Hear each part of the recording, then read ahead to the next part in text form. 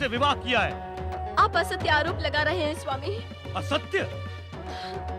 तुम सत्य को असत्य सिद्ध करने का प्रयास कर रही हो। क्या यह सत्य नहीं कि तुम्हारी मानसिक कल्पना ने सरोवर पर गंधर्व राज चित्ररथ के साथ जल क्रीड़ा कर घोर पाप किया है?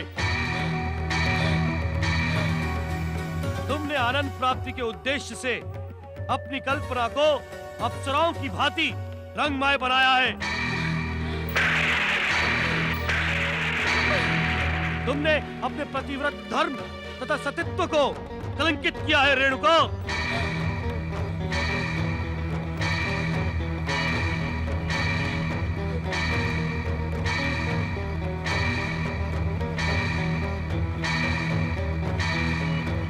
अब तुम हमारी पत्नी बने रहने की योग्य नहीं हो।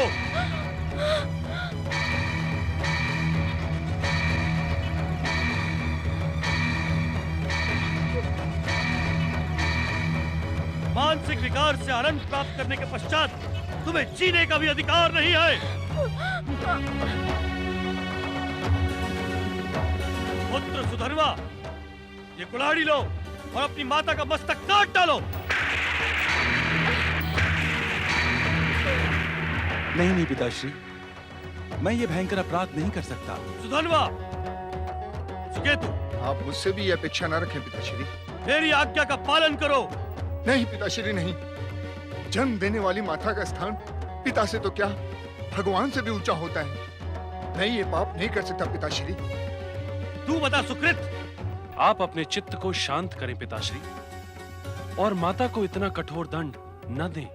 मुझे तुम्हारे परामर्श की आवश्यकता नहीं। मेरी आज्ञा का पालन करो। नहीं पिताश्री, मैं अपने ब्राह्मणत्व को इस पाप का भागी नहीं बना सकता। आप मुझे क्षमा करें।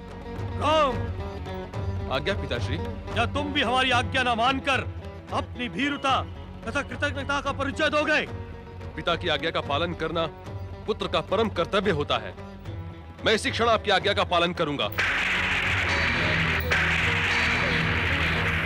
राम, तुम ये घोर पाप ना करो। मातृ हत्या से घोर पाप संसार में और कोई नहीं। तुम क्यों अपने तपस्वी जीवन को कलंकित करने के इच्छुक हो राम? तुम माता को दंड देने का अधिकारी नहीं हो अनुज। प्रश्न अधिकार का नहीं है भैया सुकेतु, माता की मुक्ति का है। मुक्ति का? हाँ, माता ने कल्पना में मानसिक विकार द्वारा घोर पाप करके अपना इहलोक बिगाड़ा है। मैं पुत्र होकर उनका परलोक नहीं बिगड़ने दूंगा। किंतु माता को पुत्र कैसे दंडित कर सकता है?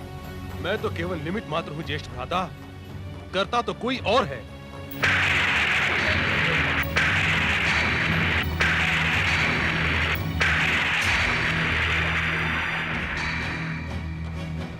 मुझे क्षमा करना माता, मैं पिता की आज्ञा के सम्मुख विवश हूँ।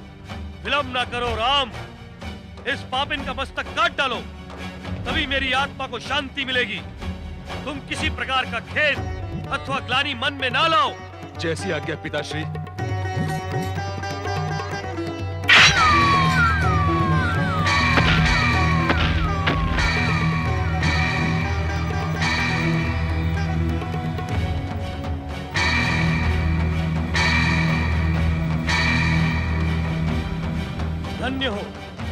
धन्य हो राम, तुम धन्य हो।